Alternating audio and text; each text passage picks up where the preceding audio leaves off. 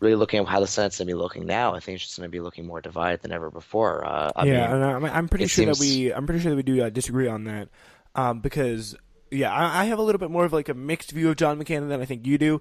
But personally, what I'm always going to remember John McCain for is making sure that not resigning and allowing another like election take place. But he had to of course he had to make someone appoint him and have someone he enabled the governor of Arizona to appoint just random Republicans, including ones that had just lost elections.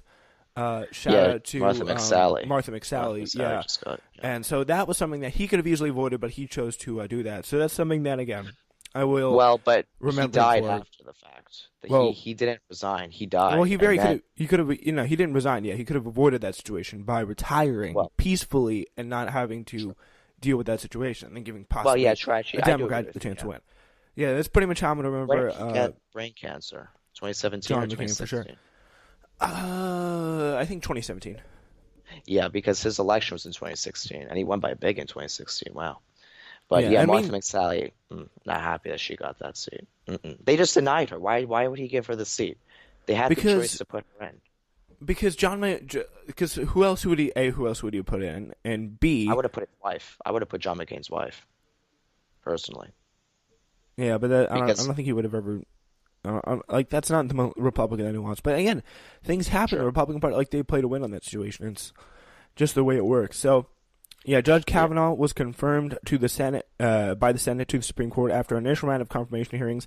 Judge Kavanaugh reappeared on Capitol Hill to testify about allegations of sexual misconduct. One accuser, Christine Blasey Ford, also delivered emotional testimony, which was really some incredible stuff. That kind of galvanized a lot of people. Then, yeah, he obviously got confirmed. Florence happened. The Trump administration, Mexico, and Canada negotiated a new trade agreement to replace NAFTA. So that also happened. Jamal Khashoggi was murdered and dismembered, and Trump did nothing about it in November. The midterm elections happened. Michael Cohen pleaded guilty to lying to Congress, and Trump had been more involved in discussions over a potential Russian business deal during the presidential campaign than previously known. So we found out more about that. Democrats were in control of the House, picking up 40 seats, and the Attorney General Jeff Sessions was forced out of his post. Matt Whitaker stepped in as the Attorney General. In just December, First Step Act, a criminal justice overhaul, passed with bipartisan support, and the immigration situation took place. Trump announced that John F. Kelly would be leaving. Trump ordered the withdrawal of American troops from Syria and a drawdown of forces in Afghanistan in a very abrupt manner. The next day, James Mattis resigned, mirroring sharp declines in other stock markets. The tech-heavy NASDAQ entered bear territory just recently to close out the year. And finally, the government partly shut down for the third time in 1 year.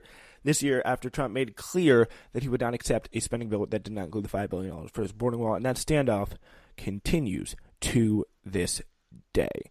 So Yeah. how would you suffer this year in just a few sentences? Oh boy. Hmm. Well, um,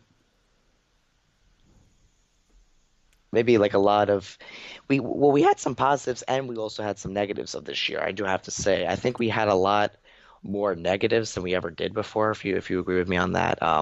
I feel like that we had a very dramatic year compared to other years that I could remember. And I think that uh, really just looking at how the year started and ended, it's kind of ending and starting in the same place. I mean, we started in a shutdown, we're ending in a shutdown. Yep. We started with drama, we're ending with drama.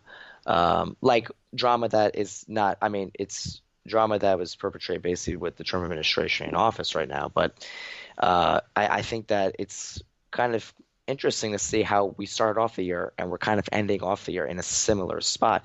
And I would like to see what the new Congress is going to be looking like in 2019 when the Democrats officially take over the House. That's going to be very interesting to see what they can get done in the House. But sad to see that Ocasio-Cortez did not get the position on the climate change congressional committee.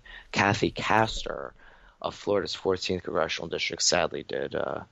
She actually didn't even take the pledge yet. The no like the pledge not to take money from the no Fossil fossil fuel. fuel, Yeah. yeah, no fossil fuel pledge. She said that she would look into it, but she is probably one of the people who I am not really too big of a fan, and she really was rather vocal in not supporting Andrew Gillum. I remember in Florida, she supported Phil Levine, the horrible man who supported Marco Rubio. But yeah, Yeah, Kathy yeah. Castor, I'm not a big fan of. I don't really like her that much. She's kind of a jerk. I mean, it's like she should just. And then she says that she's pro-environment. Well, she has an 88, by the way, 88% on her lifetime score from the League of Conservation Voters. For a Yeah. Democrat, that's pretty low for a Democrat. Well, most Democrats have above a 95, according to the scorecard. So Yeah, she's that's definitely, pretty. That's actually very pretty interesting. That's very interesting on that front yeah, to discuss there. But finally, I mean, probably the most important thing is more progressive wins. We had some progressive wins. We had Alexandria we did, yeah. Ocasio-Cortez, Ayanna Pressley, and if we get more of that, I think 2018 or 2019 will look obviously a lot brighter than 2018. Not a lot of elections in 2019, but of course the primary Yeah. season is going to be beginning, so that's going to be very interesting to look forward to. So yeah, and we will be looking for that. We'll be following that. Obviously, more great news coverage in 2019. Obviously, Newsflash will be your home for that. But now we go to our next big point of this year in review as our special continues. All right, ladies and gentlemen, it's time to move on to that one thing everyone loves, everyone can get behind, no matter what your political difference could be, whether you liked the events of this year or you did not like them. Sports helped us kind of get away from that all. And the sports you're starting with a bang with Tua Tagovailoa, a national title winning touchdown pass after Alabama trailed 13-0 at halftime in the national title game. Tagovailoa took over Tua. I'm just calling him Tua because since it's taken me an entire year, I still have not learned how to pronounce his name because I'm just that stupid. All right, so yeah, he made that incredible pass from Jalen. Took that incredible pass from Jalen Hurts. Here is some of the audio from that, courtesy of ESPN, Crimson Tide Sports Network, to clinch the title. Incredibly dramatic. Loads up, looks long, throws, end zone, touchdown! Alabama! Devontae Smith! Touchdown, Alabama! And the Crimson Tide has once again ascended to the top of the college football mountain. Alabama is back. Wow, that was like a 3/4 of the field pass. Absolutely incredible. The University of Maryland, Baltimore County shocked #1 Virginia in the first round, winning 74-54 and becoming the first school ranked number 16 to beat a #1 team in the men's NCAA tournament. The historical moment changed March Madness forever. Shohei Ohtani, absolutely incredible this year. Shout out to him. He was insane. Arike Obungobale buzzer beaters were absolutely incredible as well in the NCAA women's semifinals for Notre Dame. Team Schuster did its thing at the Olympics. The incredible Olympic darlings in curling were absolutely shocking. First ever gold medal in curling for the Team USA. Germany's shocking early exit at the World Cup was, in a word, shocking. They lost to South Korea 2-0 for the earliest exit of the German team in the World Cup since 1938. A little distracting 1938, to be perfectly honest with you. Texas tops Oklahoma in the Red River in a last-second field goal. Jordan Poole had a game winner in sending the Wolverines to the Sweet 16 here. And I'll see if we can get it to you. So the pass is going to come from Rivers. He rifles it right in front of us to Abdul. It's the audio. At midcourt, extra pass. And it goes for the win. The three-pointer by Jordan Poole. There it is. Michigan in the Sweet 16. That was a pretty incredible. Las Vegas Golden Knights made it to the final. Vegas Golden Knights' inaugural season was filled with historical benchmarks, but none more impressive than making a Stanley Cup final in its first year. The team Misfits cruised for the first 3 rounds, with each home game opening ceremony somehow topping the last. They didn't lift the cup in the end, but what the Golden Knights accomplished was incredible. Baker Mayfield, he had a pretty incredible year, which Baker Mayfield, still in progress, by the way, which Mayfield moment was the most memorable, being selected #1 in the NFL draft to remaking Brett Favre's draft day outfit to ending Cleveland's losing streak to keeping the playoff hopes alive for the Browns. Baker Mayfield has not disappointed this season, and maybe, just maybe, I just hope for the Browns fans that this could be the one time where they finally find themselves out of just decades-long dysfunction and into possibly some hope, which would be pretty cool stuff. All right. Serena Williams and Naomi Osaka in the U.S. Open Finals. Chloe Kim became a household name. 17 years old, Chloe Kim became America's newest Olympic sweetheart in Pyeongchang, capturing the gold medal in the women's halfpipe by landing back-to-back 1080s on her third and final run. Minnesota Miracle. Cannot forget. That was incredible. Finishing a 24-23 deficit when the New Orleans Saints in the NFC Championship game. With 10 seconds left and no timeouts on its own, a 39-year-old yard line, Minnesota was done, or at least appeared to be, until Case Keenum connected with Stephon Diggs for a 61-yard last-second game-ending touchdown. Somebody's going to have to name that play. Keenum said after the game, and the Minnesota Miracle was born. Very, very cool stuff. Chris Mazur made history as the U.S. had never won a gold medal in men's singles luge before 2018, when Chris Mazur, who finished 13th in the 2010 and 14 Olympics, unexpectedly slid second place to take home silver. So pretty cool stuff. Here is some of the audio of that. Some chance at the goal to Felix Locke is to make a mistake. He rarely does. But all he can concentrate on now is himself. The USA never have medalled in men's singles luge before. This so man that's came him from nowhere, starting off, and here's the reaction. Mazda. Keep it there. You want to extend his margin. He'll be thinking about Locke, but he slipped behind. He's fallen back by 0.003 of a second. He made it through the curve 9, but you got to wonder, is the snow affecting the course at this point? He's back in the green now. Back in the green, so back in the silver. If he falls too far, he'd fall out of the medals. Chris Mazda of the USA's got a good speed in red numbers. He finishes in 47.67 seconds, so he takes...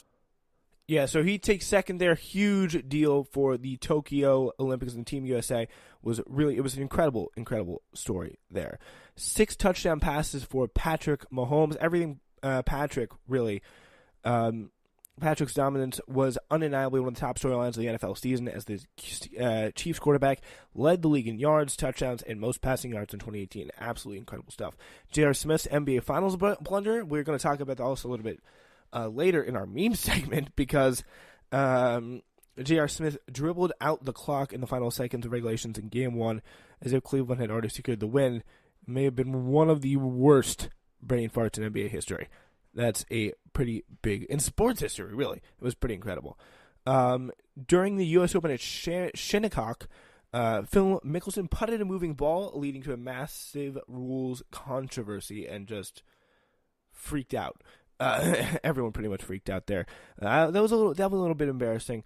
Ryan Fitzpatrick's post-game interview in the close of Deshaun Jackson, which is pretty funny. After Week 2 win against the Eagles, Tampa Bay Buccaneers QB Ryan Fitzpatrick arrived to his post-game press conference, swagged out in gold chains, black sunglasses, and a massive track suit.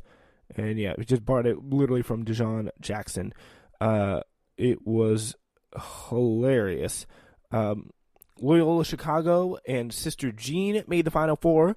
Ramblers of Loyola Chicago busted brackets across the nation in March with their improbable run in the NCAA tournament.